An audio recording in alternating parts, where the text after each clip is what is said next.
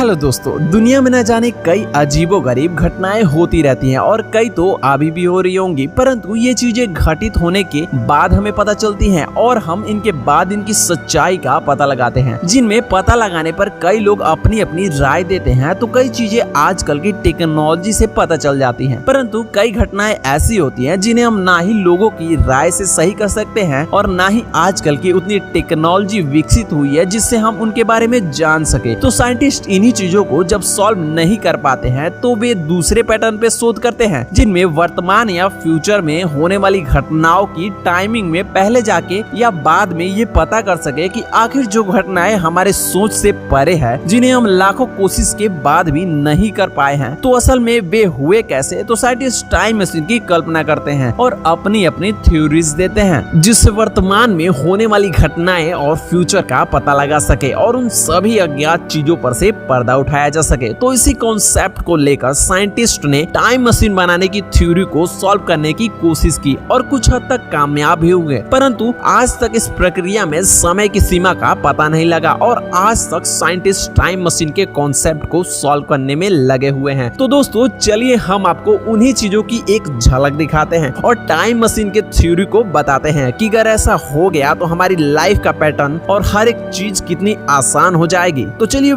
आपको ले चलते हैं समय की गहराई में, तो वीडियो के अंत तक कहीं मत जाइएगा। दोस्तों वैसे तो कई बार साइंटिस्ट समय की सीमाएं लांघकर अतीत और भविष्य में पहुंचने या वर्तमान में हुई चीजों का अतीत जानने के लिए टाइम मशीन की परिकल्पना करते रहे हैं। जिसमें बात करें हमारे देश भारत की, तो भारत में कई महान ऋषि मुनि और साधु संत हुए हैं जो कि आंख बंद करके अतीत और भविष्य में झांक लेते थे। पर जैसे जैसे समय गुजरता गया इन चीजों पे सवाल उठने लगे, क्योंकि पहले अब ऋषि मुनि इन चीजों को कैसे करते थे ये चीजें किसी को स्पष्ट रूप से नहीं पता है और इन सब बातों के बारे में हमें पुराने ग्रंथों और पुराणों में पढ़ने को मिलता है, जिनके माध्यम से हम ये जान पाते हैं। परंतु वर्तमान में मौजूद वैज्ञानिक उन्हीं चीजों को मशीनों द्वारा करने की सोचते हैं। अब ऐसा क्यों? क्योंकि हजारों लाखों सालों पहले ऐसी चीजें की जाती थी या नहीं, ये चीजें जब भी हम जानते हैं तो हमारे मन में सवाल उठता है कि आखिर उस समय लोगों को कैसे पता था कि अपने अतीत के बारे में कैसे जाने, या अतीत और भविष्य से जुड़ी कोई भी तथ्य आखिर उन्हें कैसे पता थी। क्या वे आज हम जितना डेवलप हैं उससे भी ज्यादा डेवलप थे? साइंस यही सोचता है और इन्हीं बातों से प्रेरित होकर इंग्लैंड के मशहूर लेखक H.G. वेल्स ने 1895 ईस्वी में द टाइम मशीन नामक एक उपन्यास प्रकाशित किया, जिसे पढ़ने के बाद पूरे यूरोप में टाइम मशीन की थ्योरी से बहुत बड़ा प्रभाव पड़ा, जिसके कारण इस उपन्यास से प्रेरित होकर और भी कई तरह की कथा और साहित्य लिखे गए और इस पे हॉलीवुड मूवी भी बनाई गई। परंतु आज तक टाइम मशीन मनुष्य के लिए सिर्फ कल्पना का ही विषय रहा है, जो कि कब पूरा होगा कहा नहीं जा सकता। मगर ऐसा हुआ तो टाइम ट्रेवल और टाइम मशीन के होने के बाद हम जिस अतीत या भविष्य की कल्पना करते हैं उसे पुनः देख सकते हैं और उसे पुनः कर सकते हैं। और टाइम मशीन ही एक ऐसी चीज है जिसमें बैठकर कोई भी मनुष्य अपने भविष्य या भूतकाल के किसी भी समय में अपने मानसिक और शारीरिक क्षमताओं के साथ जा सकता है, जो कि काफी एक्साइटिंग है। वैसे अधिकतर वैज्ञानिक यही मानते हैं कि ऐसा होना सिर्फ कल्पना ही रहेगा, ये कभी हकीकत नहीं बन सकता, क्योंकि कोई कैसे अपने अतीत या भविष्य में जाकर अपने जीवन में बीती या आने वाले समय का सच जान सकता है। परंतु हमारे भारतीय धर्म ग्रंथों में इसका साफ साफ तौर पे जिक्र है, जिसमें कहा गया है कि कोई व्यक्ति ब्रह्मदेव से मिलने ब्रह्मलोक गया था और जब वह पुनः इस धरती पे लौटा तो यहाँ एक युग बीत गया था। अब आपके मन में सवाल उठेगा कि ऐसा कैसे हो सकता है, कोई कैसे एक युग तक जा सकता है? तो आपको बता दे कि इसका जवाब है समय की अवधारणा, जो कि हम जब तक इस धरती पे हैं तभी तक सीमित है, लेकिन जैसे ही हम अंतरिक्ष में जाते हैं तो समय की सीमा बदल जाती है, क्योंकि अंतरिक्ष में जाने के बाद अंतरिक्ष की समय सीमा हमारी पृथ्वी की समय सीमा से अलग होती है, जिसके कारण जो व्यक्ति ब्रह्मलोक होकर लौटा उसके लिए तो उसके मान से एक वर्ष ही लगा होगा, लेकिन उसी एक वर्ष में धरती पर एक युग बीत गया था। और बात करें हमारे सोलर सिस्टम में मौजूद बुध ग्रह की, तो वहाँ के समय के अनुसार वहाँ 2 युग बीत जाएंगे, क्योंकि वहाँ पे एक वर्ष में केवल 88 ही दिन होते हैं। खैर चलिए टाइम मशीन की थ्योरी को समझते हैं। पहले यह माना जाता था कि समय सभी जगहों के लिए समान है, यानी धरती पर 1 बज रहे होंगे तो मंगल ग्रह पर भी 1 बज रहे होंगे, परंतु आइंस्टाइन के सापेक्ष के सिद्धांत के अनुसार ऐसा नहीं है। समय की धारणा हर जगह समान नहीं होती है और आइंस्टाइन के अनुसार 2 घटनाओं के बीच की मापी गई समय अवधि इस बात पर निर्भर करता है कि उन्हें देखने वाला किस गति से जा रहा है या फिर उस क्रिया को किस गति से की जा रही है। सिंपल शब्दों में कहे तो मान लीजिए 2 जुड़वा बहनें हैं जिनका नाम ए और बी है, जिसमें ए पृथ्वी पर ही रहती है और बी